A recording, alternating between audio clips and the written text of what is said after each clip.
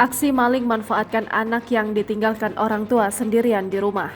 Beredar di media sosial rekaman CCTV detik-detik maling beraksi dengan mengelabui anak di bawah umur pada Senin 17 April 2023 sekitar pukul 15.31 waktu Indonesia Barat.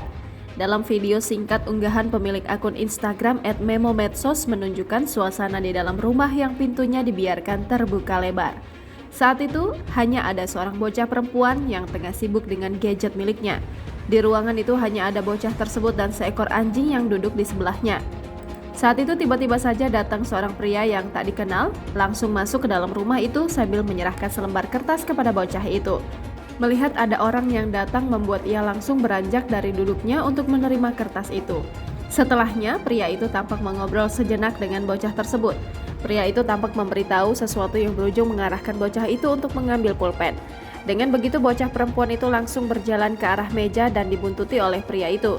Namun karena pulpen yang dicari tak ada di sana, membuat bocah itu berbalik menuju kursi tempat ia meletakkan tas. Ketika bocah itu sibuk mengambil pulpen dari dalam tasnya, pria itu tampak masih berada di posisi yang sama.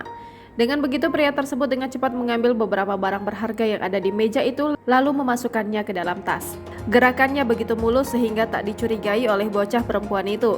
Setelah bocah perempuan itu selesai dengan urusannya, pria itu mengarahkannya untuk keluar dari rumahnya.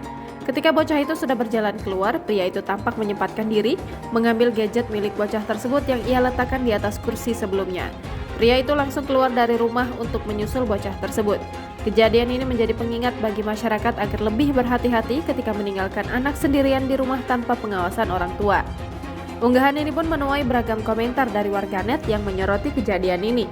Tak sedikit dari warganet yang heran mengapa orang tua bocah itu tidak menutup pintu rumah serta meminta pihak berwajib untuk menindaklanjuti kejadian tersebut.